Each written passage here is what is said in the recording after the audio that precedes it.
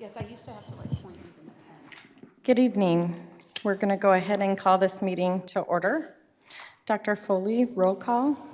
President Reese, members of the board, please let the record show that all members are present.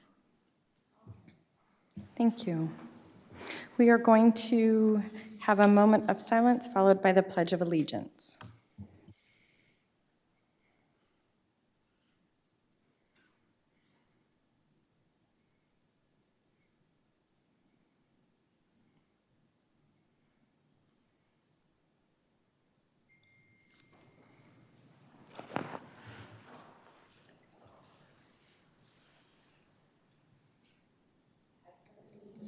To the flag of the United States of America and to the republic for which it stands, one nation, under God, indivisible, with liberty and justice for all.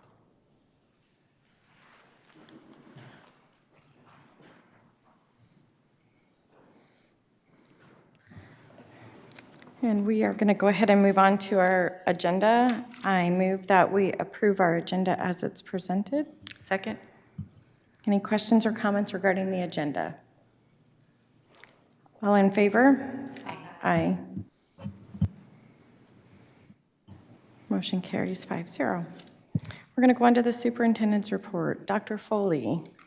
President Reese, members of the board, we're going to begin tonight with our very favorite part of our meeting, which is where we get a chance to highlight, honor, and acknowledge our points of pride.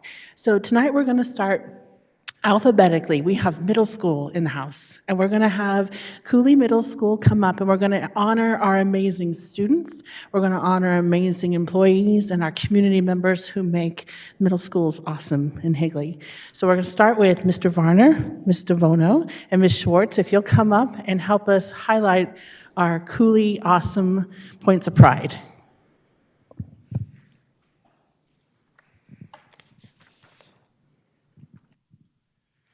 Good evening, President Reese, members of the board, Dr. Foley, Cabinet. It is my pleasure tonight to be here to introduce some amazing individuals that are a part of Cooley Middle School and make Cooley the amazing family that we are. First of all, we have our Points of Pride volunteer. Our volunteer is Sonia Hernandez here. Did she make it? Sonia Hernandez, come on up. Sorry, Sonia, I didn't see you there earlier.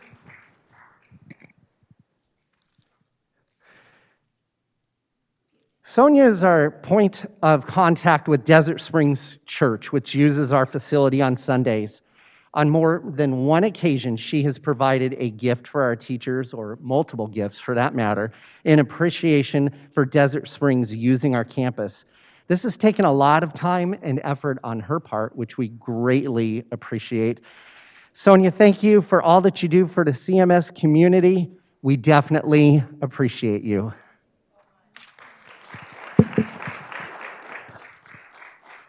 Picture, right?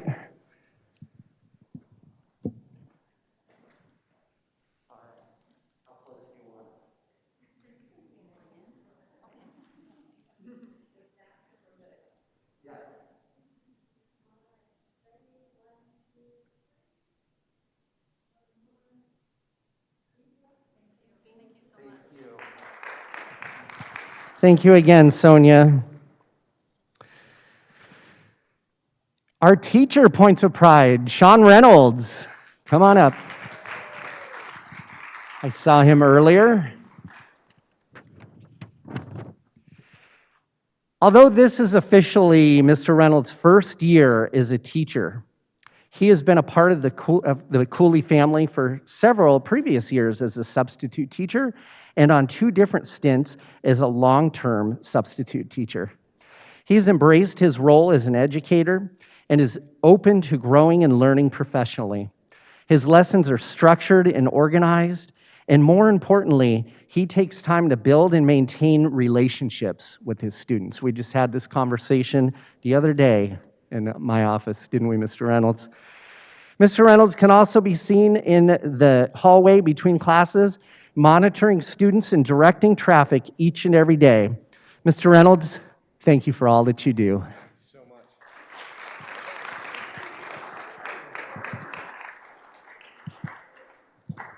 We had a succulent for Mr. Reynolds. Not that he doesn't like flowers, but...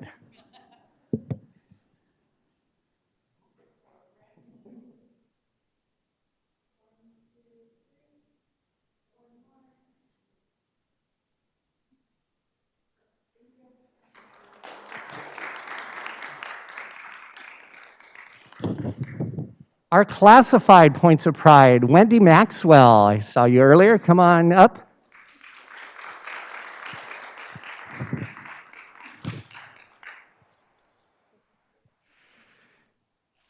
Ms. Maxwell has been an integral part of the Cooley special education program for several years as a paraprofessional, and she has made such a positive impact at Cooley Middle School. She takes the time to build and maintain positive and supportive relationships with her students, and it is apparent that she absolutely loves what she does. This, of course, is seen by our students, thus helping to create an overall healthy, positive, and supportive classroom environment as they absolutely feed off of her smile. Thank you for all that you do for Cooley, Ms. Maxwell.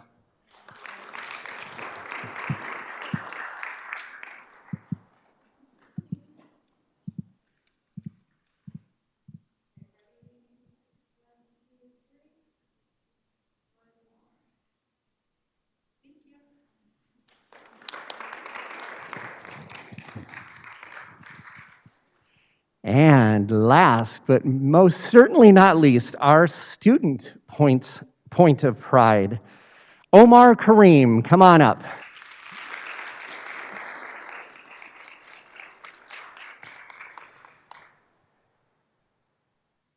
We recognize Omar Kareem as our Cooley Cougar Point of Pride recipient because he is extremely hardworking, always focusing on his work and how he can improve. Omar has had to overcome many obstacles, and no matter how difficult the task, he is always up to do it. And he accomplishes everything with such a positive attitude. He treats his teachers, his peers, and the staff with the utmost respect, always treating others with kindness as well. Lastly, Omar is a leader by his actions. He shows others around him what it's like to have to overcome obstacles, and he does everything with great integrity. We are so lucky to have a student like Omar as a part of the Cougar family. Congratulations, Omar.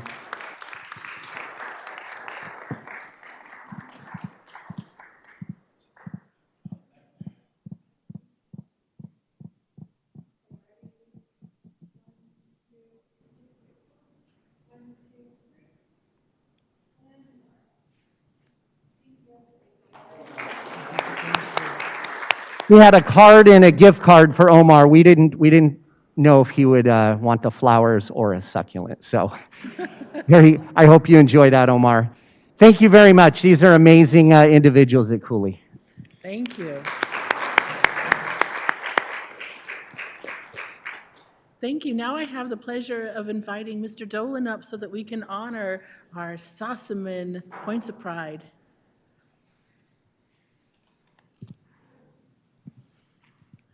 Thank you, Dr. Foley, Governing Board. Thank you for this opportunity. I think it's really awesome that our district gives us the chance to recognize not just teachers, but all staff and people that work in our schools. It's just something that I think as a community we all should see some of the great things and the things that people are doing on our campuses. So I'm going to go through the two people first who unfortunately are not here. One I know just had an emergency. I don't know why my classified person is not here. I will share my two colleagues are actually working. Mr. Potts is doing a reentry plan for a student and with his parents, and Mr. Keeling we had some online kids do our science testing, so he's still there working with them, hoping they finish their tests.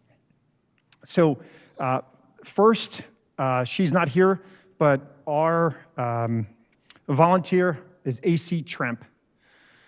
AC works with our PTSO, and what I would share with you about her is as we get along from elementary to middle to high, I think middle school, high school, they start leaning more on clubs than they do on parent groups. Yet at my school, we just have the most amazing parents that are willing to help.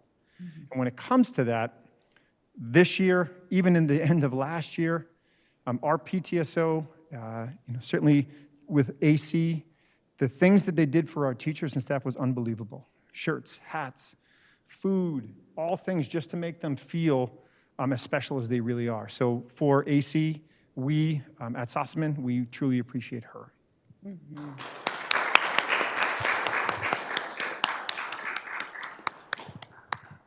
Second is Alicia Riggers. Alicia is she's not our nurse, but that's what I call her all the time. She's a superwoman as our health aide. Prior to COVID, I would tell you she is very knowledgeable and she's very caring. She puts the kids first. After COVID, I would tell you she's knowledgeable, she's caring, and she puts the kids first. Nothing's changed for her. She has more on her plate, but she does the exact same things that she did prior. Just an unbelievable person. I'm not going to say willing to have, but she has to have sometimes those tough conversations with parents or teachers about, hey, whether you should be here or not here. We'd be lost without her. So Alicia Riggers.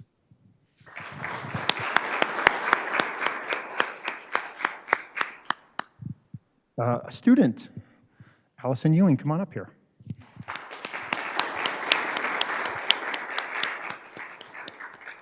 So Allison, I remember when you came as a 7th grader, this little girl, kind of a little giggly. And I remember because I knew your mom, and we were talking, and she asked me about the principal's leadership. And I said, yeah, I'm still going to have it. I think that would be something that, Allie would really like. And I remember when we did it last year, as a 7th grader, you put forth that effort of, hey, I have some ideas, I have some leadership. And I don't know if you remember, this is the book we read. We read the book called Eat That Frog. And in the book, the first time I said to you guys, I want you to pick a chapter, we're going to talk about it. And I might be wrong, but I think you talked about organization and procrastination. And from there, as we keep going into this year, I just have seen such a person grow. You're an amazing young lady. This year, we talked about what can we do. If you remember, there's 2 things, right? One thing is for some girls in the bathroom, and the other is the bathroom, but some pictures. And we will get those things done, and none of that stuff would have come up if it wasn't for you. So I cannot wait to see what happens for you going on forward into high school. Thank you. I cheated. Your mom said you like M&Ms.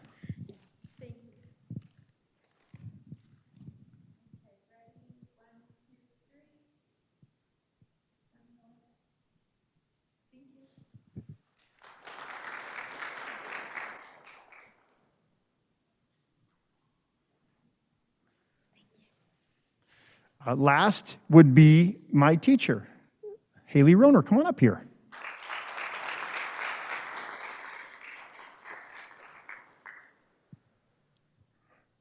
I'll see if I can embarrass you. So maybe 5 years ago, you were a student teacher. She went from student teacher, then she started to teach science on our campus. And from the minute she started to now, kids first. That's just the way Haley approaches her classroom and anything she does. She took on an additional role over the last 2 or 3 years as a student council sponsor. And I think this year has probably been very, very difficult. I don't know how many times we've had a conversation. Hey, what do you think about this? Yeah, we can't do that. What do you think about this? I'll check, but I don't think we can do that. But through it all, you've just been flexible. And again, making these kids still accountable, doing things with the kids. Making student council still something that's meaningful on our campus. So because of what you do in our classroom, because of who you are, because of all the things you've been flexible with, I appreciate you so much. That's for you. Enjoy something with your husband.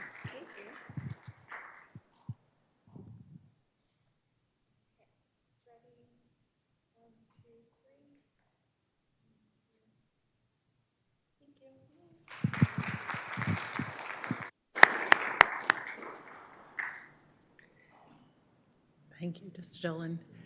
Thank you.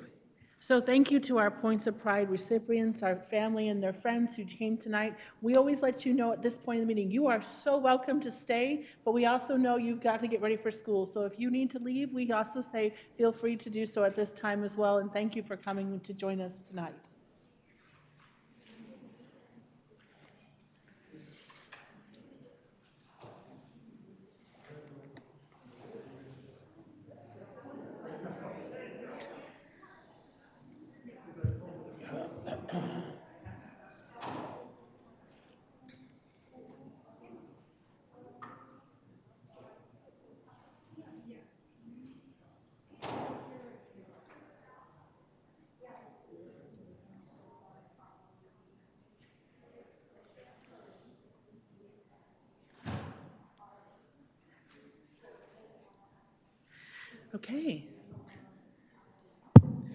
Okay, I will continue with our superintendent's report. President Reese, members of the board, you can see that we have a list of upcoming events. And normally this time of year we say, oh, and here come the 90 days of May. And I'll tell you what, we embrace the 90 days of May a little bit differently this year than we did. We have a new appreciation for it because last year we couldn't do these things. And so as our calendars begin to fill, we have a new value for the ability to get together, honor, and celebrate, although our calendars are beginning to fill. So upcoming events. Obviously, this weekend we have a governing board retreat here for our governing board and cabinet, where we'll be talking about upcoming strategic planning and all kinds of initiatives and those kinds of things. So that is this Saturday. For the month of April, we have another meeting scheduled, a regular board meeting scheduled. You'll see in May, we begin with honoring and celebrating. We'll begin with our Teacher of the Year breakfast, which will be different than we've celebrated, but we're excited to be celebrating a very elegant event to celebrate our Teachers of the Year in the Higley School District, because we are so fortunate to have such amazing teachers. We also originally scheduled, on our regular calendar, we had a meeting on May 12th. This is going to be kind of a modified meeting. It's going to start earlier on that day. It's going to be we have to officially do a public hearing for our budget, and we have to do it before the 15th. So we're going to have a quick meeting because on that night we also have awards nights and other things. In addition, though, we needed to add a board meeting as we dive deep tonight. We start beginning of a bond study, and we're going to be learning some more information and gathering more information, and this gives time from our April meetings to our 9th meeting, or our May meetings, to have additional information. So May 19th will be our governing board meeting where we continue our deep dive into bond conversations.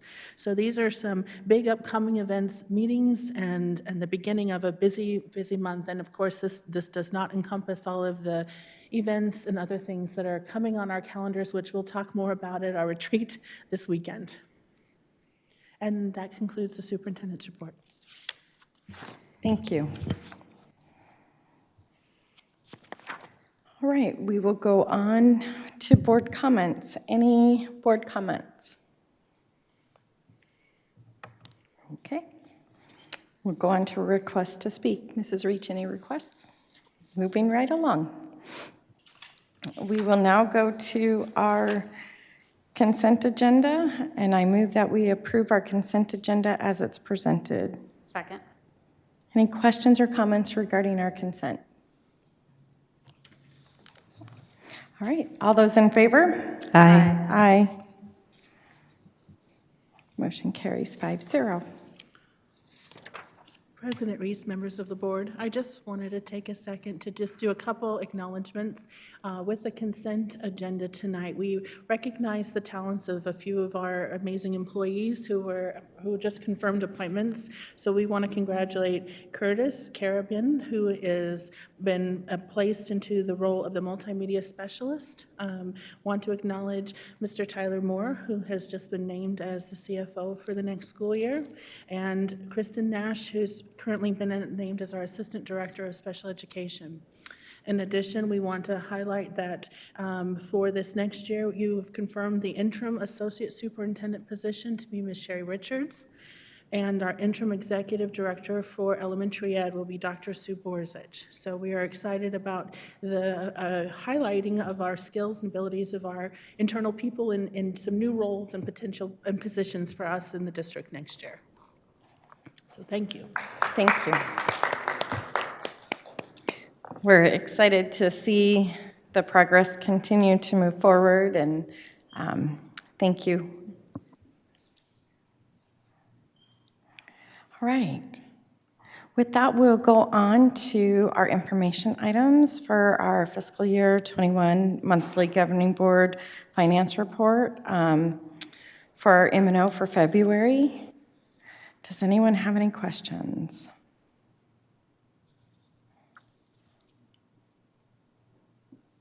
No? Well, all right, thank you. Then we will go on to 7.2, which is our 2022 legislative report. Mr. Gadd? Thank you, Madam President, members of the board. This report that you find in your packet highlights those pieces of legislation they're selected that I thought were significant enough to present this evening. Yeah, and they're up on the screen now, so it's good. The first one is School Facilities Board is moving under the Department of Administration. That is a significant change for them. Will be a significant change for them, I'm sure. And I don't know how to predict whether that will be good or bad for school districts, but we'll find out.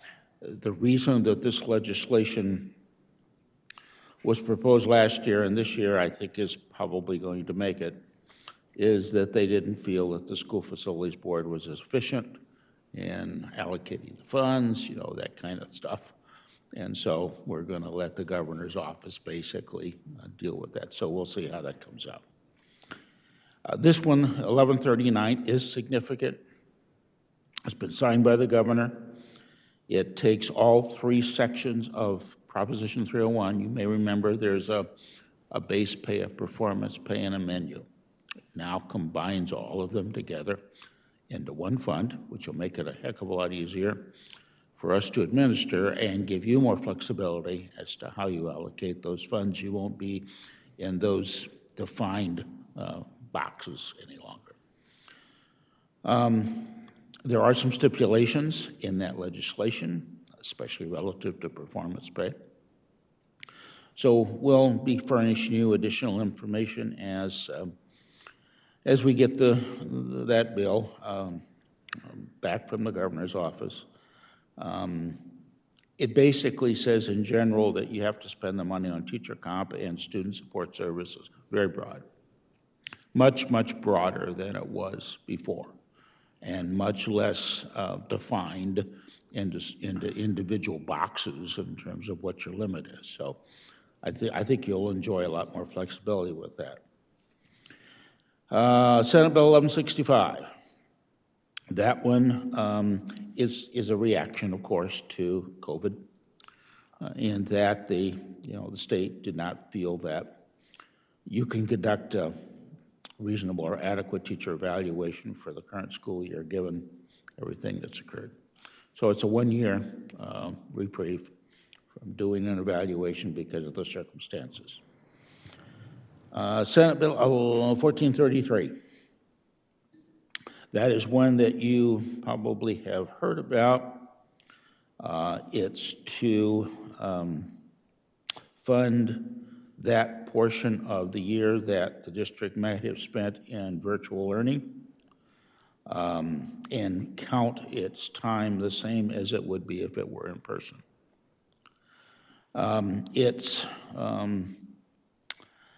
It's got an emergency clause, which would obviously make it effective at the end of this year so that you could take advantage of that additional 5% funding. We'll let you know as it progresses. I'm not terribly optimistic about that one because it does not have support from the governor's office and the cost is in excess of $200 million. So that's just where that one is, and I knew you would probably be interested in that one especially. The next one, Senate Bill 1683, is in appropriations. It enhances open enrollment. It establishes a $10 million fund for parents to apply for transportation assistance at the state level. So it is another incentive, another opportunity for parents in school choice. Not surprising given the history of the legislature. And then I thought we would cover the next slide, which is some budget highlights. The governor's budget has in it a $500 grant for free and reduced lunch to mitigate severe learning loss. So you find that not only are all of the COVID funds kind of are oriented that direction, which is free and reduced lunch, but the governor is pushing for some of his funding. I'm sure some of it is grant or in origin, federal in origin, but it's to mitigate that severe learning loss. So there's lots of different funding sources out there that you will find, including COVID 1, 2, and 3, and now the governor's budget and so forth. So all of that is focused on, it seems primarily focused on free and reduced lunch. The next one is the Senate School Facilities Board receives $119 million for the year to allocate to districts, and obviously we hope that we're a part of getting some of that money. The restoration of capital, you may remember that was previously reduced, is now being restored for next year, and that's the budget we presented to you, was the restoration version. That's $68 million that the state will now bring back into the funding picture to adequately, well, I shouldn't say adequately, to fully fund the original formula for capital outlay. And there is a huge rollover, $900 million worth, at the state level of funding back during the recession time that was not allocated to districts until the following fiscal year. So that rollover is a debt that they have created by basically paying you the year following what you've earned it. So they're going to restore that in pieces, and the first down payment in his budget is $30 million. There's also a miscellaneous list, 10 or so different things that he's proposing to spend money on to complete the $250 million allocation. And then inflation and enrollment growth and miscellaneous is 105. The state has to allocate as those formula funds grow because of enrollment growth, ADM growth. They allocate typically 50% of the money, the other 50% is coming from property tax. So it's an ongoing annual obligation the state has every year based upon the estimated growth in students statewide. So that's the governor's version. It totals some $600–700 million. It's significant in that he's interested in allocating free and reduced lunch. That's a first, I think, for him, but that seems to be what the focus is. Senate budget highlights. Some of the same things. They're spending $67 million to restore capital. The same bill that you saw earlier in bill form is now in the budget for restoration of reduced funding because of distance learning. The School Facilities Board for $108 million. That's somewhat close to the governor's $119, and then some miscellaneous funds. So I think it's safe to summarize this into there's not going to be probably in the end a whole lot of funding for education. I mean, these are the major pieces of legislation. These are the major sections of each of the Senate and the governor's budget. They're focused primarily on continuing the current funding structure. They are not likely going to be focused on restoration of any funding for virtual learning. That's going to be up to the districts and COVID and other things in order to figure out how that works. And I'm happy to see the School Facilities Board, at least they've got a piece of it, but it will be a significant change, I believe, in terms of where they're reporting to. So that whole application process, where the priorities are, what gets approved, is now much different. It's going to be very much controlled by the state now. And then if the board has any questions on any of these, I'll be happy to try to answer them. We will furnish to you at the end of the session, which is probably the middle of May, would be my guess, because there's not anything significant there to hold them any longer. We'll give you a final report. Thank you. Any questions for Mr. Gadd? Thank you for covering that. All right, we are now going to go on to 7.3, which is our third review of the 2021-2022 capital outlay budget. I believe that's going to be Mr. Moore. Yep. Good evening, President Reese, members of the board. This is our third presentation of the capital outlay budget.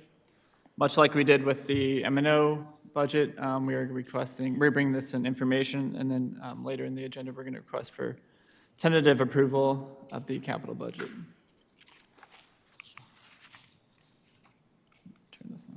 There we go. So the highlights, again, nothing has changed here. Like Mr. Gadd just mentioned in the legislative update, the governor and the Senate have both projecting a fully restored district additional assistance, and that is going to bring us back to restored to pre-recession numbers. So this is back 08, 09 numbers, funding numbers. So again, still inadequate for districts and on an annual basis, but we'll take whatever we can get.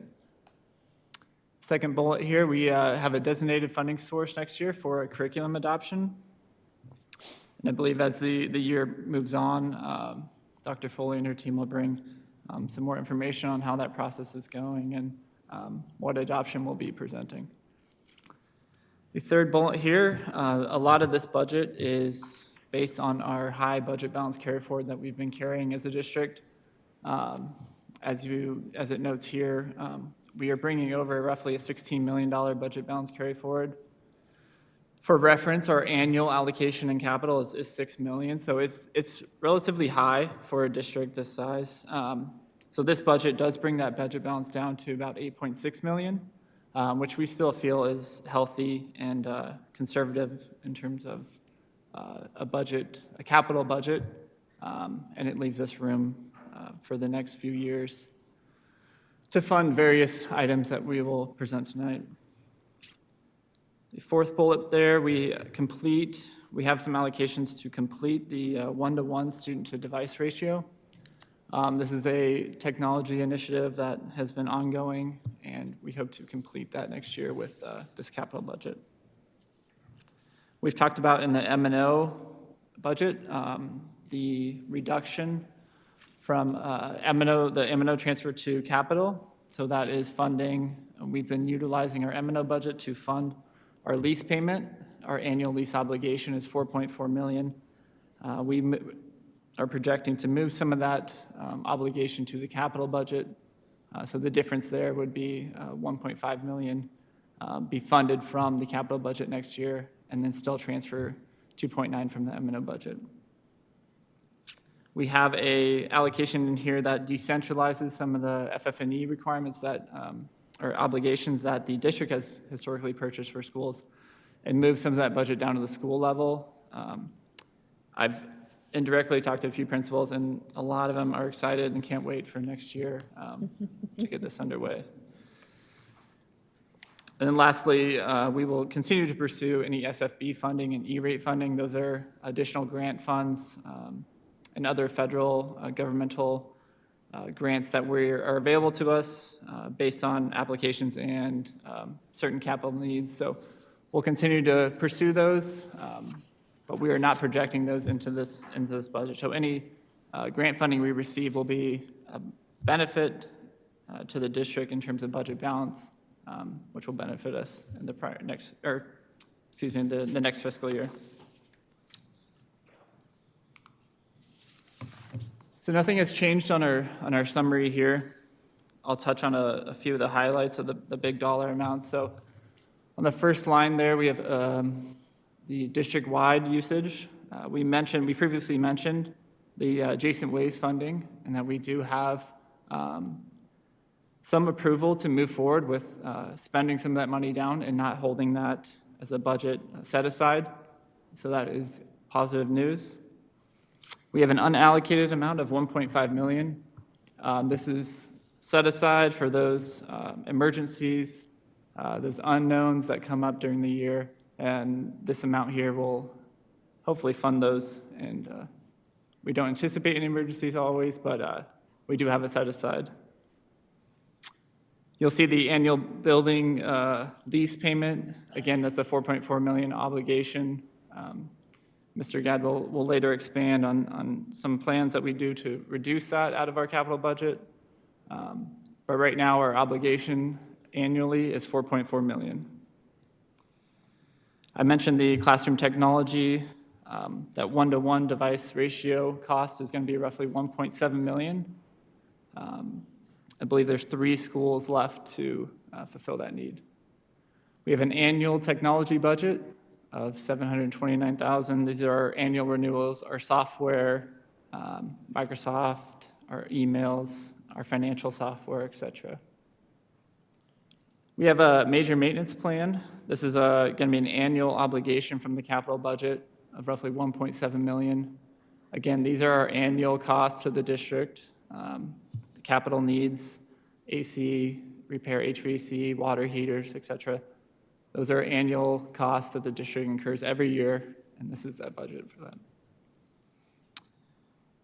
Major projects, we have set aside both $1.5 million out of the capital budget and $1.5 million out of the current bond for future or projected enrollment growth or projected classroom increases or wherever we may need those funds next fiscal year. $3 million should be an adequate amount to address any needs that may incur next year. We don't know where those may be right now, but we have that set aside. As I mentioned with the FF&E, we're allocating $40 per student to decentralize the roughly $492,000 capital budget down to the school level. This is, like I mentioned, a breath of fresh air for school principals, and even athletic directors are going to get a portion of this. So they're very excited to have an allocation at their school level. And of course, with direction with the finance department and purchasing, we'll give them some money to purchase some of their capital needs for next year. As we move down the list, the warehouse has a small allocation for a forklift, a new forklift they need for efficiency uses. In the warehouse, they have a 14 or 15-year-old forklift, so it's a little outdated. And Juan and his team are managing, but we have a plan now to kind of replace some of those outdated equipment needs. And there's also an old copier in the print shop that we are going to be replacing to help support our schools with some of their larger print shop jobs going forward. We have a transportation budget, roughly $40,000 for equipment upkeep. This is an annual small equipment budget they would utilize to keep their vehicles up to speed. You'll notice out of the bond, we have $350,000 set aside. This is in the bond, current bond, and I believe this is purchasing 2 buses next year. Of course, we'll bring those back to you under consent once we get a quote and a plan for this. You also see a small allocation for White Fleet. I don't know if you've seen our White Fleet driving around, but it is aging as well. So we are addressing those needs with this allocation, and we anticipate this being an annual allocation. Educational services, again, we are decentralizing a lot of our capital budget with some oversight from our department heads. So we are having a library budget to replace some of those outdated library books. Even this budget can be used for instructional software, so a lot of our districts are one-to-one. So there may be online needs in terms of online texts or instructional software that the libraries can utilize with those devices. So this budget is for that purpose. We have a $100,000 budget for musical instrument replacement. As we mentioned, seems like the theme is a lot of our equipment is outdated and aging. So the plan of this budget is really to address those needs. So I know that budget will go a long way, and it's not sufficient. But we hope this to be an annual allocation to bring our equipment up to speed. As I mentioned, there's an athletic equipment budget. Again, that will be decentralized to the middle and high schools who have those athletic sports teams. They have a little higher need in terms of equipment, upkeep, athletic equipment, athletic uniforms, etc. Like I mentioned in the highlights, there's a budget for curriculum and textbook adoption. We set aside $2.9 million. While we're still working on a plan for that, this budget can be rolled over year after year to address whether we do a phased approach, a K through 5, an elementary or a middle through high. The budget, is sufficient, or we can roll it over next year to address those needs. So, the Higley Online Academy, we're estimating around $55,000, a lot lower than what our current subscription is. Again, that's based on student base and kind of estimated roughly what our enrollment will be for the Higley Online Academy. That will fluctuate once we find out some enrollment numbers, but we do have a set aside there for that software that we plan on utilizing for HVA. Lastly, you'll see the carry forward of $8.6 million. That's roughly 1.5 times our annual allocation. So you'll notice we're bringing our overall capital budget down a little, but we are still maintaining a healthy budget balance going forward into 22-23. Again, this capital plan here is a very safe, kind of structured budget. We are addressing a lot of the needs that the district has, but we are again maintaining a budget balance carry forward for future needs in 22-23. And that is all I have. Is there any questions on this capital budget for next year? President Reese. Mrs. Wilson? I just want to thank you. Everything on page 11 is so meaningful for our students to have the $10 for library books and per student in the fine arts and the athletic departments at the middle and high school. I just think those are so important, and to see those in our budget is so nice to see. And I think I said it before, but I'm just really excited that our librarians will see maybe a little wiggle room in their budgets, not relying so much on Scholastic. And so I just want to thank you for making sure that they're really well taken care of. Any other questions for Mr. Moore? I think you guys cover it pretty thoroughly, and that we've seen it a few times, which is definitely helpful. All right, well, thank you. Then we will go on to our 7.4 bond study. So President Reese, members of the board, before Mr. Gadd starts on this, we have been on a financial journey together since October. I believe we put together a calendar and we've been coming almost every meeting. I think by the time we hit June, each of you you could be resident experts and teach board members a thing or two about all kinds of funds, from M&O to capital to bond. We have become well immersed in that. And so, as you know, at our last meeting, we tentatively approved our M&O budget. Tonight, one of the action items after our third review is to tentatively approve the capital budget, which are our budget-controlled funds. But along that line, we now move into another category, which is bond and how we use that in our planning. As you know, since October, we've also been on a journey where we've been learning about, so where are we and where are we going? What are our needs as far as growth and our students and our facilities, and where do we have space, and what are our major projects and needs, so that when we make decisions, we are informed with all information to help us with those decisions. So tonight, as we continue our journey on budget and deep dive, this is bond study start, which we'll continue to build on each time, just like we've done with everything else. And we'll learn more through Mr. Gadd with our bond study, so I will let him begin. Madam President, Members of the Board, thank you, Dr. Foley. This will take a little time, I think. So hopefully I'll keep your attention and we'll move ahead. And if you if you need to ask some questions, feel free. Let me start out by saying, bonds, especially a bond as significant as this one, requires a lot of planning, and we've hopefully injected a lot of planning. You can see that in the capital budget you just saw. And you see it in M&O, and now you're going to see it in bond. We're trying to put together the best planning process we know of, where we allocate the resources to the best of our ability in the right places. And that's what this bond is intending to do.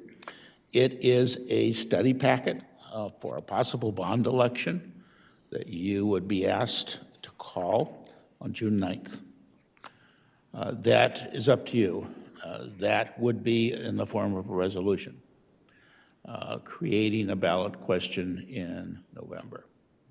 And the dollar amount, we have some flexibility there. We are recommending a $95 million bond amount that has the kind of detail in it that you can see here. The duration is 5 years. It could go a bit longer, but that's the expenditure plan. It could last 6, could last 7. But when you get to the end of that process, if you need to continue, and you probably will, some of these expenditures, then that would be the time frame in which you would look at another bond and decide if that's what you want to do at that point. So that's kind of the process that you would have. So let's begin by taking a look at page 2 of the packet.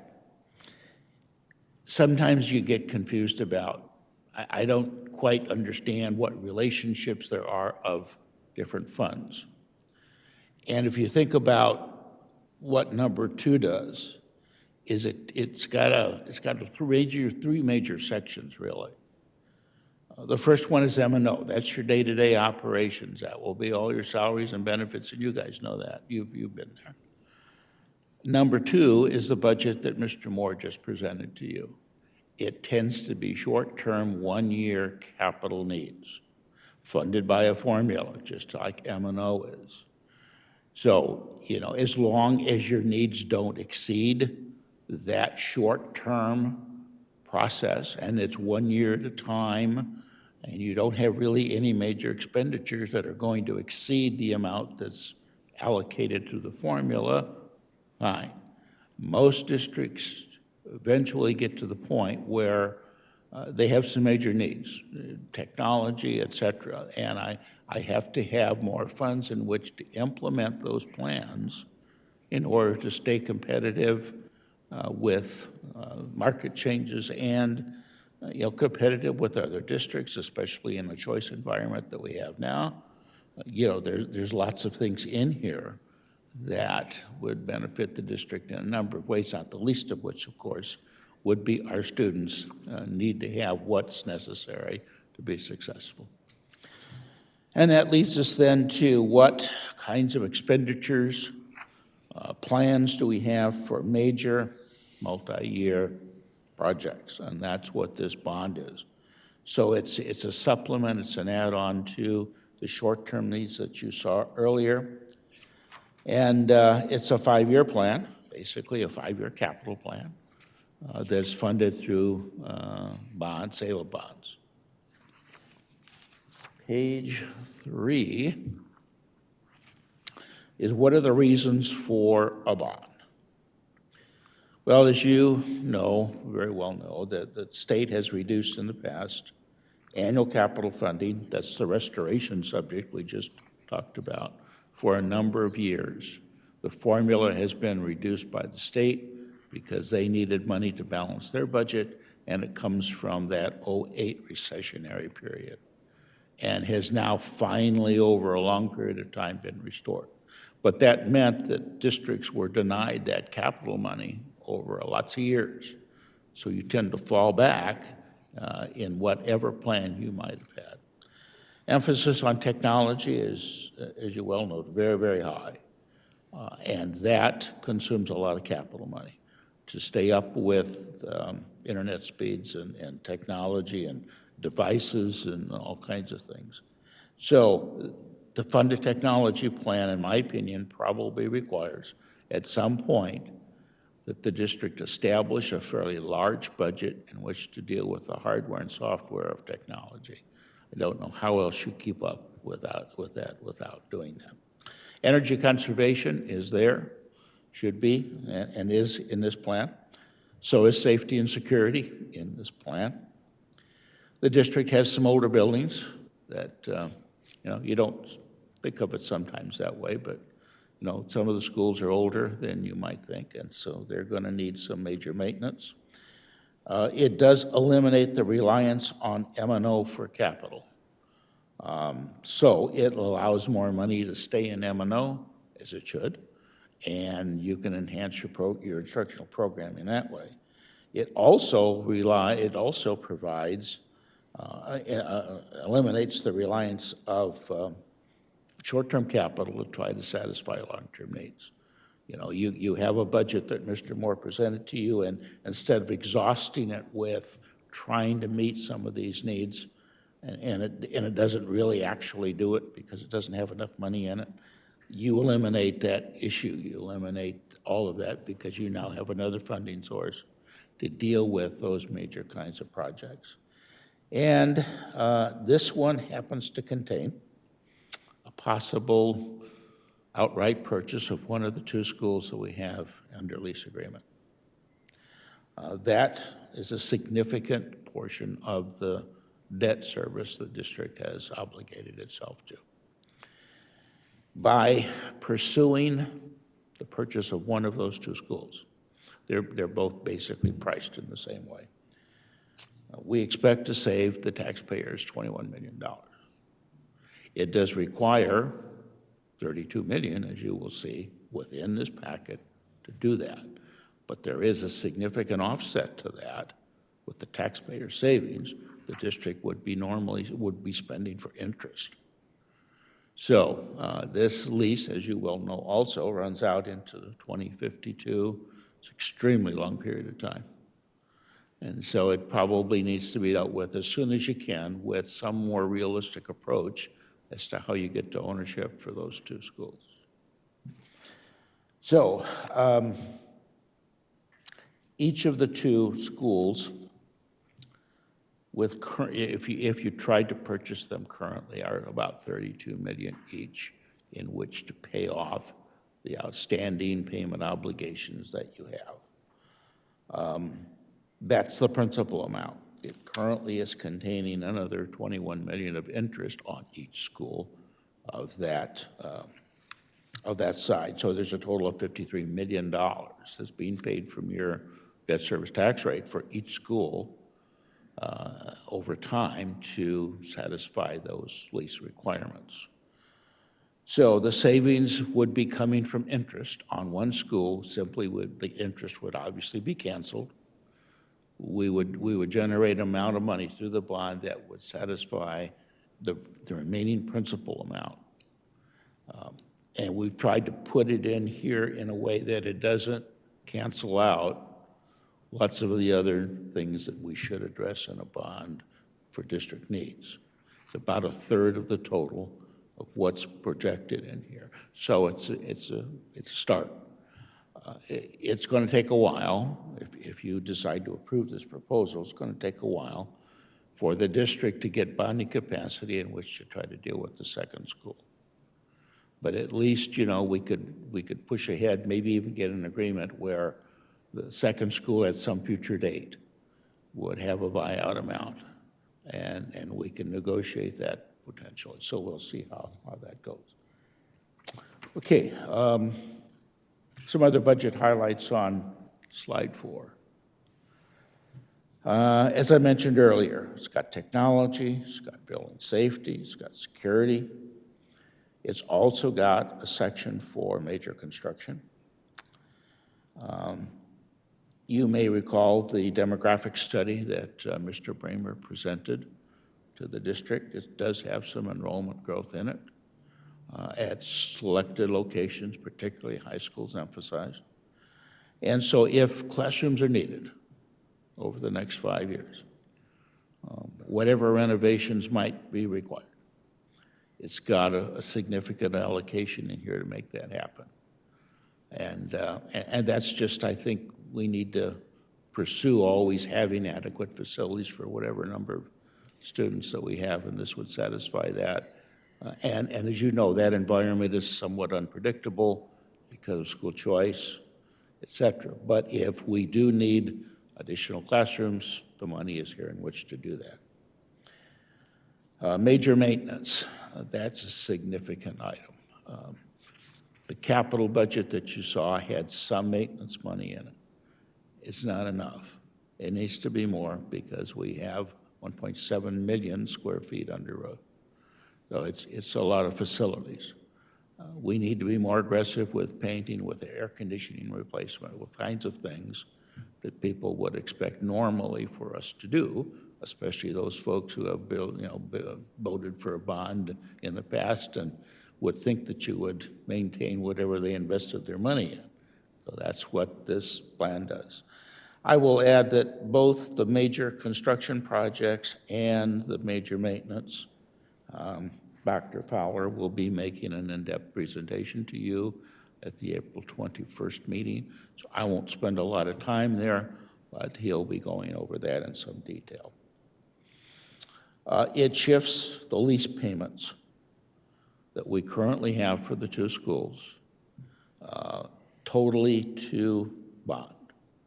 So it not only eliminates the transfer of money for the one school that would not be purchased from M&O, but then eliminates it again from the capital budget of which we've moved money to. So the end result of all of that is there are no other contributory budgets that would be sacrificing their budget capacity by paying for another lease. It's all going to be in bond. And that will give us more operational money every year, give us more short-term capital money every year to do what those budgets are intended to do. And I say that strongly, intended to do, rather than make sizable lease payments. Okay, possible then purchase of one middle school is contained in the proposal. On slide number 5, it also provides for a potential land purchase, a site purchase. This may not be necessary, but if it is, from my view of what I've seen in the district, if you're going to have the flexibility of having a site, a second site, to build a school on, the vacant land that I see is quickly being consumed. You're going to have to do something with moving ahead on that subject, or there won't be any subject to move ahead on. It will be that we need to reboundary, that we need to add classrooms, maybe create schools that are larger than we would like, because there's no real viable option to do anything else. The current site the district owns, you will see, especially on the 21st, that it's not located ideally. It's in a spot that potentially it may serve a better purpose by doing something other than being a future school site. But it is there, and it is usable. It's got a lot of commercial and freeway activity right around it. It's not as ideal as a neighborhood school would be. And so the intention here would be, if we pursue this, that the district would be able to find a site that might be more suitable for a school, and then you could use that existing site for whatever other purpose you would want. It could create a second school site if you needed it. And the shortcomings that we see, I've talked to Dr. Fowler about this several times, is we don't have a lot of school capacity in the northern part of the district, north of Pecos. And that's where the projected growth is at. So this would help with that whole subject. And in my opinion, if we don't pursue it now, it's probably not going to be a very viable option in the future because you just can't find it. We pay no taxes on it. We could turn around if it were, let's say, currently farmland, and lease it back to the farmer and get some revenue from it. So it's really the outright purchase amount, and then you can get some revenue from it, and you know in the future, if you do need it, it's there for you to build on. Mr. Gadd, there's a new development going down south of Queen Creek and Sossaman area. Is there a school site? Do we know the school site in that area? It's Legato. It's a brand new development, Dr. Fowler. I was told there's a school site there, but I just have always wondered, I know this is kind of a little bit off topic, but is there a site there still? President Reese, Vice President Kaler. I'm sorry, Board Member Kaler, sorry, but Vice President Wilson. I didn't get my program before the thing, but no, it is true that Legato is the subdivision, and way back many years ago, I think before the downturn, there was discussion with the district and Legato about setting land aside for the district to purchase. The district had an option to purchase land there. The district has not acted on that at all. It's, again, per Mr. Gadd's conversation, it's not a location right now really where we need a school. So that's also part of the challenge when we've looked at the demographic study and the work that Mr. Bramer had presented prior to COVID, and then he's done some work since then. We just really have to look out the window right here, and we can see this is where all the growth is. It's happening right where we are, and so that's why I think the site at Legato, there still may be land there, but that's not something that at this point the district's been pursuing. And I just didn't want another kind of school to go in that spot, I guess. Okay, thank you. That answered my question. Thank you. I can't emphasize enough here that if you want that flexibility, I think it's important to pursue it as soon as possible, or you won't have that option to pursue it because something will be built on it, and that will be the end of that. So if you're going to do it, now is the time to do it.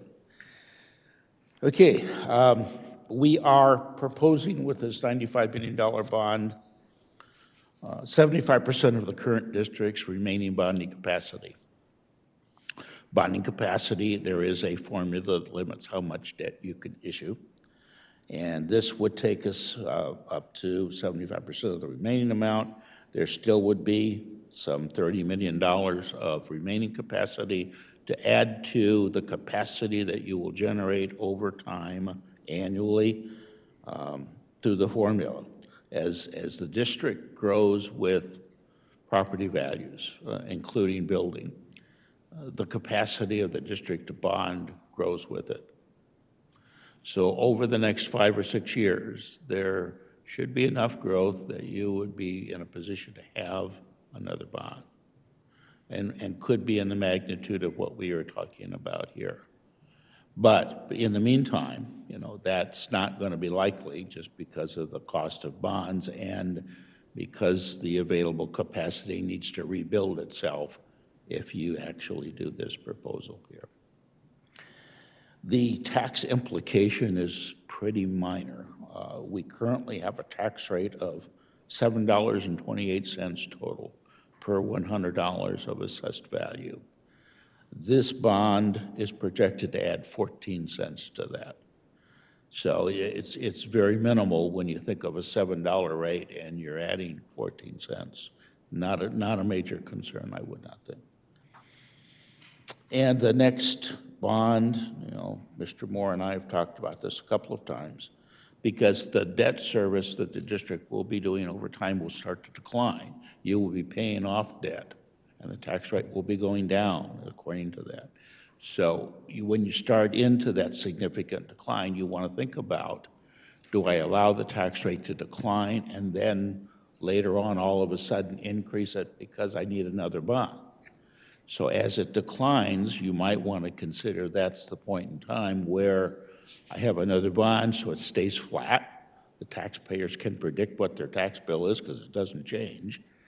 And you get the advantage of having that monies then in that second bond. And Mr. Moore and I have talked about 28, 29, somewhere maybe in the 30, but I mean right in there is where we think that you would have enough bonding capacity comparable to this to move ahead. And that might be where you deal with the second lease. So that's a possibility. Okay, slide number 6 are some definitions that you'll see later on. So the technology, safety, and security. The technology, of course, you'll see the details of that plan. Basically, device one-to-one, refreshing existing computers, all of those things that you would expect to do to keep up with those kinds of technology standards. And there's some attention to district safety and security, especially it does have in it a significant number of new cameras. So that would help, with that subject. Transportation, it has over the 5-year period a pretty aggressive replacement schedule for buses and light fleet. You should be in relatively good shape if we're able to follow this schedule. It basically retires district buses at somewhere in the 12-year age range. That's pretty good. That's a pretty good schedule for most people. And support vehicles, we have a standard of 10 years, 100,000 miles, and it meets that standard. So you're replacing roughly 4 or 5 buses a year, and it's the same number of support vehicles for the next 5 years that's contained within the bond. The lease payments I have talked about. Mr. Gadd, I will simply mention there that, I'm sorry.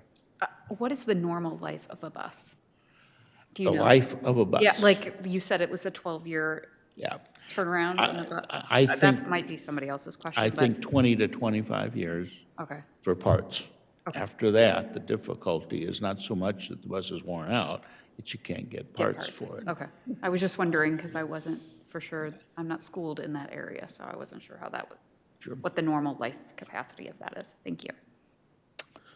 Okay, we talked about lease, and that will be the subject of an executive session that we're scheduling for April 21st, because it's got significant real estate implications, and we need to talk about those.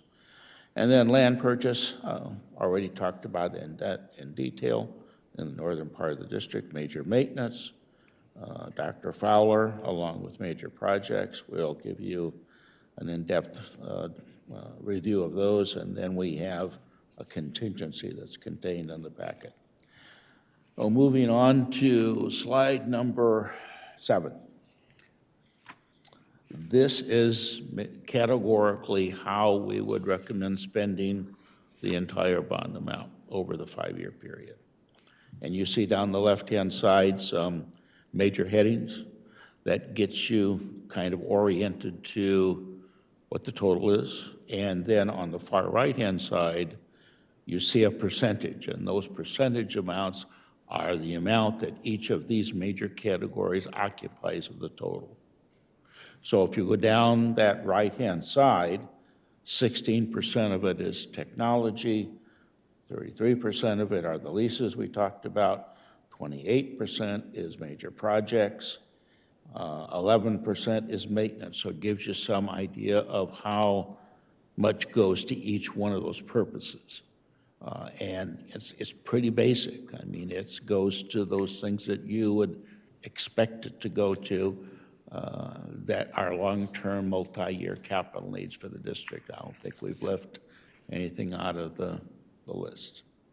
And then we've just flattened that expenditure plan across the 5 years. We are also containing the contingency, and so this would be the plan that we would propose to you over the next 5 years. Slide 8 is the technology plan in detail. There's a part 1 and a part 2. There's $15.5 million over the 5 years. There's about $1.8 million annually of that 15.5, and there's about $3 million thereabouts each year for part 2. Part 1 tends to be more of a long-term maintenance, maintenance type budget for technology, maintaining the internet structure, buying printers, teacher laptops, projectors, servers, those things that need to be replaced or added to over time. And part 2 is a straight refreshment, replacement of student use computers, maintaining the 1-to-1 ratio so that the students have the latest technology that you generally would expect them to have, and it's guaranteed over a 5-year period. Okay, next slide. Transportation. As I mentioned earlier, this is one where it assures you that bus fleet will stay current, and it assures you that there will be some attention paid to white fleet vans, trucks that we have out there that we do need to maintain and make sure they're safe. We have a lot of student use of some of those vans, as you know, especially at high schools. So it's important that we keep those vehicles in some sort of shape, and that means we need to have a replacement schedule. So this is 4 to 5 each of those types of equipment over the next 5, 4 to 5 full-size buses, 4 to 5 vans, trucks, whatever that mix turns out to be. The replacement standard is at the bottom, and that's where basically the yellow feet every 20 years or 250,000 miles. I don't think we have to worry about 250,000 miles, but if you wouldn't ever want, I wouldn't think the fleet to go past, or any individual bus within the fleet to go past 20 years. It just is too long for adequate maintenance. And then we put a limit on white fleet that those are not more than 10 years old. Okay, the next slide is the lease. There are 2 schools, Cooley and Susseman, that have this long-term lease. Each payment, each year's payment is 4.4 for both of them. That's contained then in this capital budget, or one of those lease schedules, 11 million, would be taken and added to the lease schedule would take the 22 million and add 10 to it from the total, and that would be applied then to that purchase of one school for 32 million as a set aside. So this removes the lease payments from capital, transfers those to bond. There's an annualized amount then for continuing lease inside bond. If one middle school is purchased, the district would save an estimated $21.7 million in interest savings through discontinuing one of the 2 leases. And if the purchase did not occur for whatever reason, then the 10 million that you see up above would be reassigned other capital needs, we would retain the 22 million in order to continue the current lease payment schedule. Mr. Gadd, I don't mean to put you on the spot here, and if you don't know, I get it. Because just as we were going through this, essentially what I'm looking at is right now, if it were to play out for our lease for one school, we're looking at $53 million-ish dollars. Yeah. I don't Yes. recall what, and I know you have a vast of experience, so what would typically a school of that nature cost? Do you know? Well, I can guess it. I can speculate. Usually my guesses are not too far off. This was done in 2013.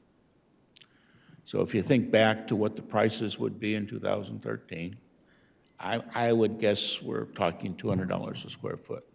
These are middle schools. We're probably in the neighborhood of 90 to 100,000 square feet. Dr. Fowler, something like that? How much? 120, okay, so 120 times 200, whatever that would be. I'd bring my calculator, but that sounds like around, I would suspicion around 20 to 25 million. 120,000 square feet times 200 square foot. And I'm high with the 200. That's 24 million.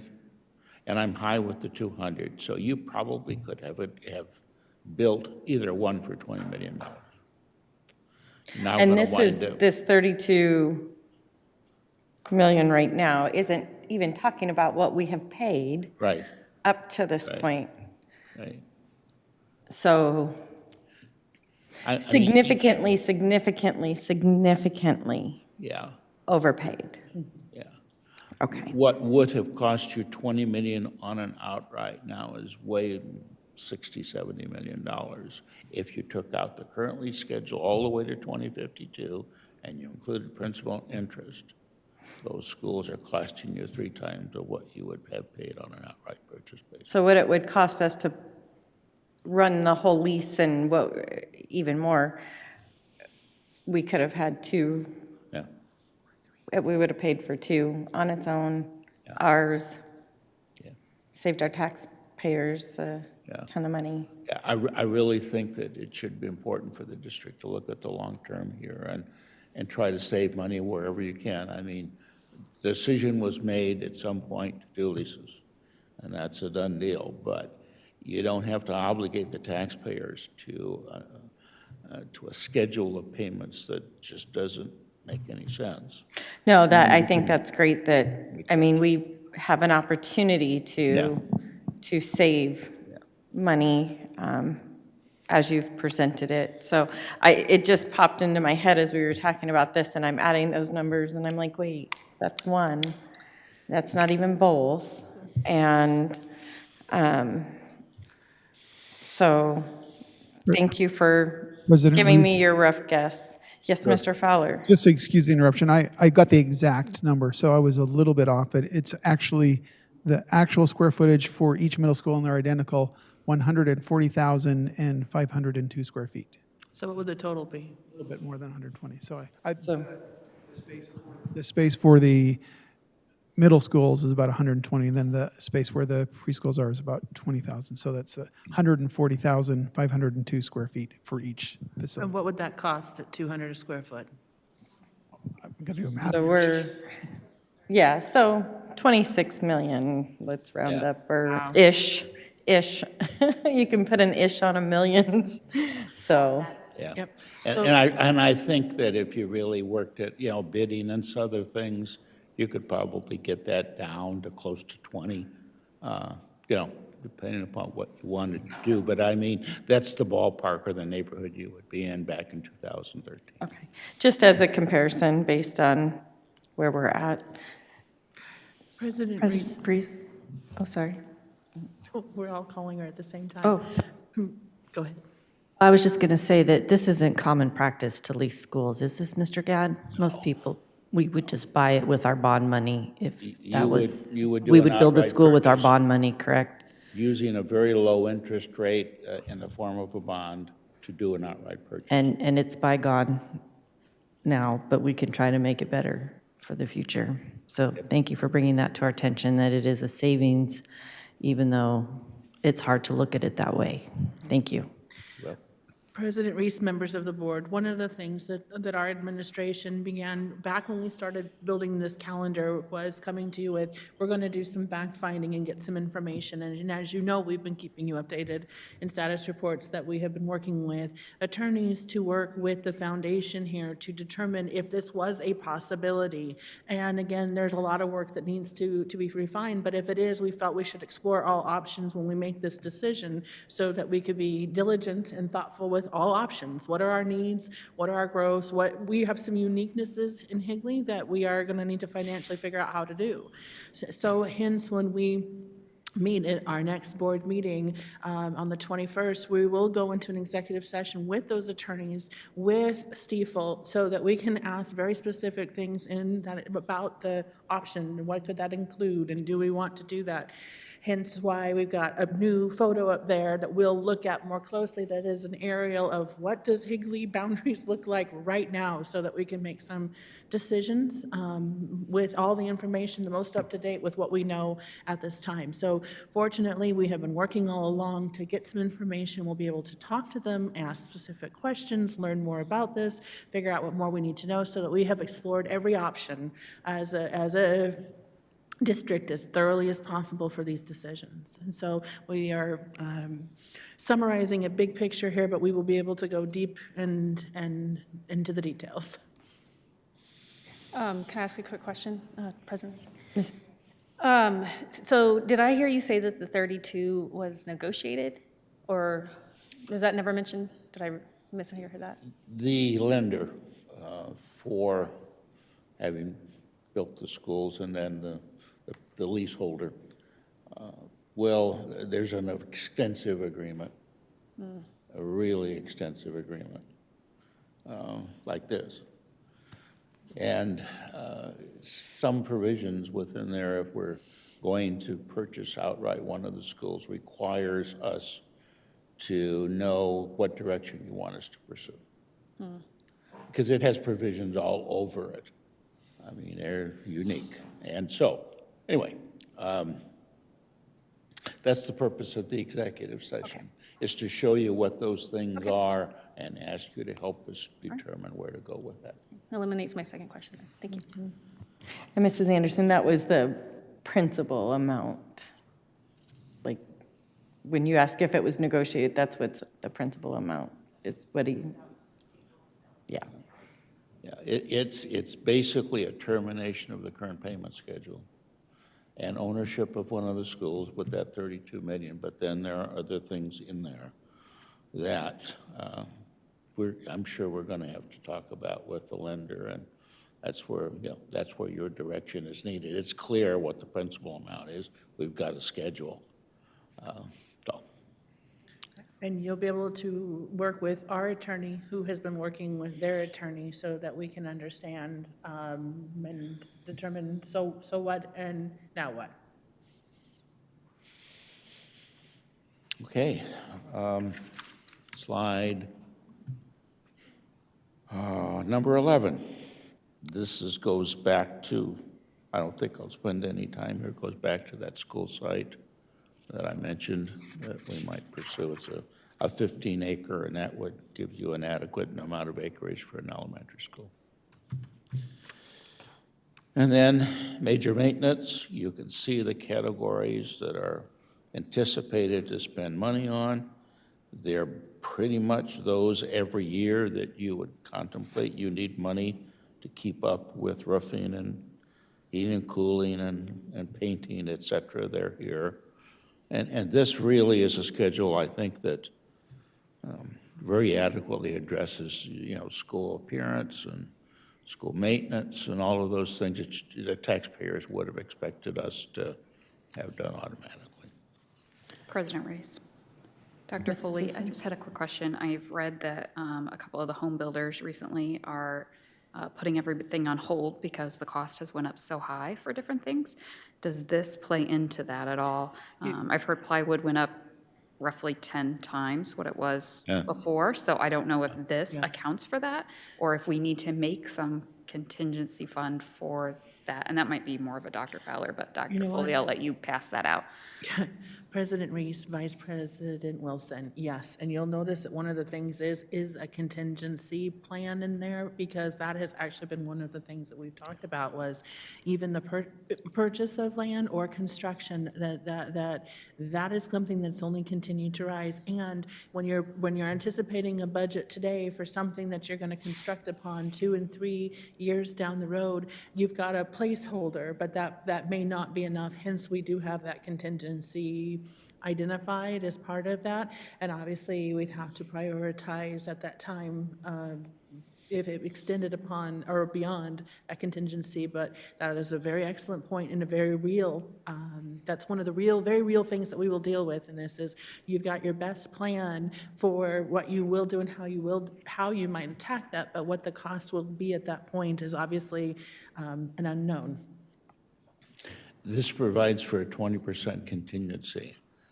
You just do the best you can with what you think is going to happen. It could be very short. I mean, construction is simply so difficult to estimate now. It changes overnight.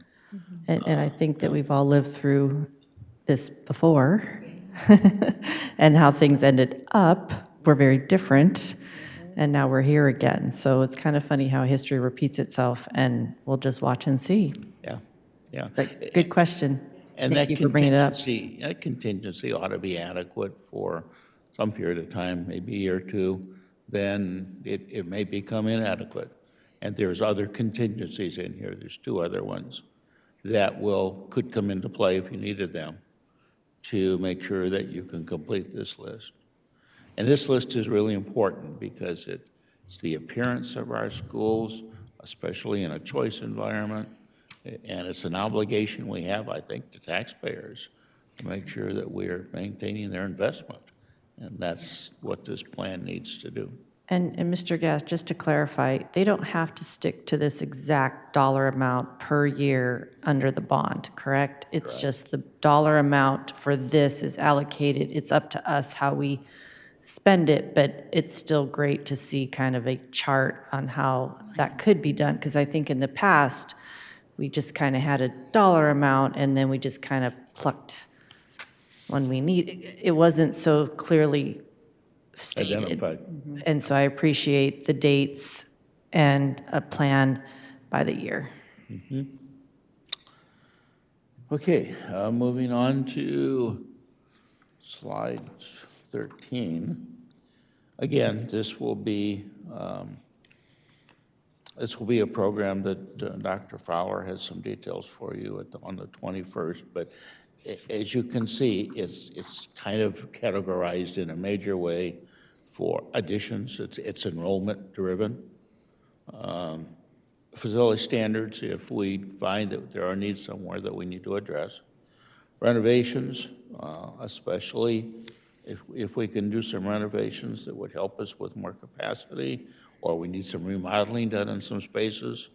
That's what that's all about. And then there's also a contingency here of another 2.7 million. So that could be something we could shift easily over to the maintenance category if we needed it. And so there's plenty of opportunity to find some other funds in here to be able to accomplish whatever we thought the original plan should be. And then on the last slide,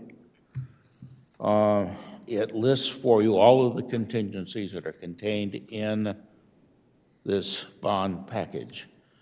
There's $8.7 million spread across 3 categories. It's 9.2% of the total, which seems, I think, in the scheme of things, about 10% to be, a reasonable number to have.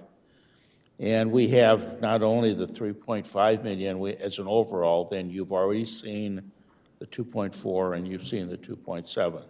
So in addition to those 2, there is an overall contingency for every subject in here, whether it be technology or whatever, of 3.5, and so there's a total 8.7 million. So that, I think that puts you in a good place to be able to deal with whatever you might have to deal with in the future. And then the last page is a calendar. We want you to be especially aware of the due dates that we have. This is the first review of the bond this evening, and we need to hear from you if you need some more information.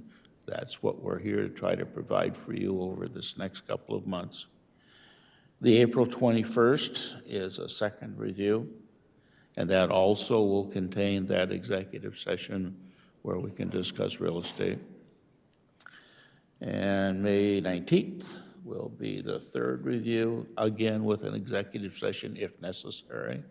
It may not be, depending upon how our discussions progress with the lease, the lender.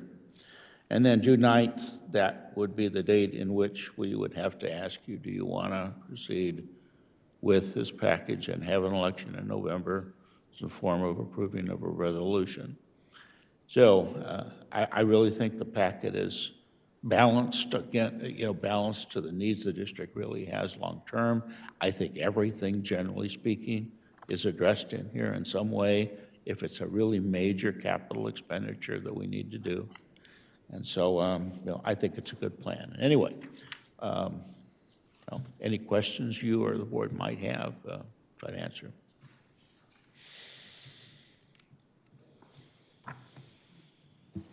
Nope, I think we're good. So thank you for the details, and that this is just our first review of it, so we have plenty of time to review and talk and come up with questions, so. Yes, I'd just like to say thank you. Thank you for taking the time to explain it very simply and very detailed. That way we feel comfortable, and then the community is more understanding. Appreciate it, all the work. Thank you. Thank you. All right. Well, with that, we will move on to our action items. I move that we approve the tentative, I move that we tentatively approve the proposed fiscal year 2021-2022 capital outlay budget. Second. Is that you? I just heard a little. All right. And Dr. Foley, just going to take a moment, because we did have questions that came up when we tentatively approved our M&O. So I just want to, correct me if I'm stating this wrong. The tentative approval allows us to have the intent to approve the budget as we are seeing it now, and that's what we intend for our budget to be going forward, especially in the way of technology, equipment. This tentative approval gives us permission to start moving forward, start being able to talk to companies, to be able to make sure that we're going to have what we need at the beginning of the school year. One, especially our new budget doesn't start until January 1st, and we start, July 1st, and we start school in July. So this gives you the permission to essentially start being able to order that. It doesn't mean that we're going to change it. It means that this is what we intend it to be. We're moving forward so we can be prepared. Same with our M&O. We intend it to be that way. We want you to move forward. And I know that there was some concerns with the word tentative, so it's all good. But it's so we can start moving forward for our future budget on using that money. So we can make sure the kids have instruments when they start the year, new instruments, which Right. greatly excites me. Yes. President Reese, members of the board, yes. Thank you. That clarification is absolutely correct. You officially approved this legally in June, but by doing this, it allows us, you have given us permission to begin to spend those allocations now so that we have them when we need them, when we start school. So yes, thank you. Perfect. Any other questions regarding our capital outlay budget? I think it's been presented and thorough. So with that, all those in favor? Aye. That motion carries 5-0. All right, we're going to move on to 8.2. And I move that we approve the adjustments of the salary schedules and base rates as presented in our packet, effective for the new fiscal year, July 1st of 2021. Second. Is that Amy? Sorry, Mrs. Kaler. All right. Ms. Martins, did you want to review this? Any questions? Go over what we have in front of us? Good evening, President Reese, Vice President Wilson, members of the board. The only thing that I would note, what we discussed at our last board meeting, was that for the most part, with all of these scheduled base components, we're averaging a 2.5% increase. And as you mentioned, President Reese, with the effective date of July 1, it's for all new individuals that come to the district as new employees. The exception to that is our supplementals, in which you saw at the last board meeting, which currently affects primarily our athletics and activities, but as we mentioned, I certainly need to work with Mr. Lotzenheiser as well as other members of our district leadership across the district to talk about other potential supplementals that we want to assess and determine in terms of pay and rates and so forth. So that's a much larger project, but we'll at least have a schedule to work and have a consistent pay component that we can work with. Perfect. And just as a clarifying point, like you said, we've talked about this before. We've reviewed this before. We've reviewed the numbers and had, it's been in front of the board members before. So it's not that this is the first time we're seeing it, which I think people can start understanding that that's a theme. We're seeing things more and more coming before us to review before we're voting on them. So does anyone have any questions? No questions? All right. All those in favor? Aye. Aye. That motion carries 5-0. All right, we're going to go on to 8.3. And I move that we approve the issuance of classified employee work agreements with the % increase listed in our packet for the base salary or hourly rate for the 2021-2022 school year. Second. Ms. Martins, can you, while not everyone is seeing, oh, it's on the screen, thank you. I was like, not everyone's seeing that. So that is with a 5% increase. That is President Reese. And one thing I'd like to note and acknowledge, in my tenure here with the district, which is approaching 4 years, this is the first time our classified employees have received the same increase as our certified. So thank you very much, and a kudos again to Mr. Gadd and Mr. Moore for all their hard work and working with us in determining a budget in which we could look to present that same amount to everybody across the board. President Reese. Mrs. Kaler? And I think over the last 4 years since you've been here, I'm trying to always think back, but I think our certified teachers have had like a 27% raise over the last 4 years. Is that not close or correct? And then our certified, I know it's not been, or our classified hasn't been 27%, but it was still every year we've been able to bless them, but this year is spectacular. So thank you again for all the hard work, and for, I know our classified are ecstatic tonight to see this. Yes, Ms. Kaler, yes, certainly our certified with Governor Ducey's 20 by 20 plan, they received a minimum of the 20% overall and across the 4 years. However, I would say that it's been a little bit more because there was 1 year we were able to offer a little bit higher of a percent. I don't know the exact number off the top of my head, but our classified have significantly received less. So this is wonderful that this year to be able to match that same percentage. And, you know, I think we can all acknowledge that our classified 5% is a lot different for them than 5% for our certified. So the fact that we were able to get to that same number was wonderful, even though the calculation overall is in terms of budget impact, very different. President Reese, I'm very excited to approve this tonight, tentatively, if everyone approves.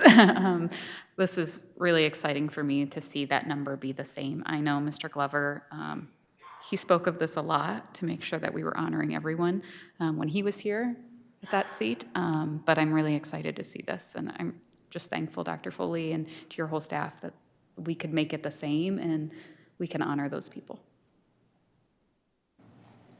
And again, it's good to be Higley right now. This is a good moment for us. And I know as we continue to hear, and it breaks my heart what's happening around us, I'm just so thankful for this leadership and this board and our students and our teachers that have worked so hard this year to get where we are. So again, it's good to be Higley tonight. Yes, very well said. And it's been very important to try and, like you said, we acknowledge 5% is not the same for each class of employee, but at least we're able to offer the same percentage. So thank you. Everyone's worked really hard. So it makes this one much better. So I appreciate that. Yes, for sure. All right. Anyone else have any questions or comments? No? All those in favor? Aye. Aye. That motion carries 5-0. All right. For future agenda items. Oh, and Ms. Martins, if I recall when I read that, these are to go out electronically. Is it tomorrow or Friday? No, President Reese, they're going to go out electronically on Monday, April 12th. So it's a little bit different and challenging for this particular employee group because the system that we do use electronically, they typically don't access very often. So we need a little bit more time in terms of the preparation. But as I've said before, our wonderful team of HR individuals and payroll have done such a great job to where I don't know if I've said it in this arena, but I felt as though our certified contracts went out fairly smoothly in our administrative ones. So I'm crossing my fingers for the same thing here. And I think the ladies in the department would have probably argued a little differently, but I said, you know, with everything new, there's some hiccups, but overall, really great job. Perfect, thank you. So that can be expected to be rolled out electronically come Monday. Thank you. All right, for future agenda items, we have quite a list. And anything we want to add?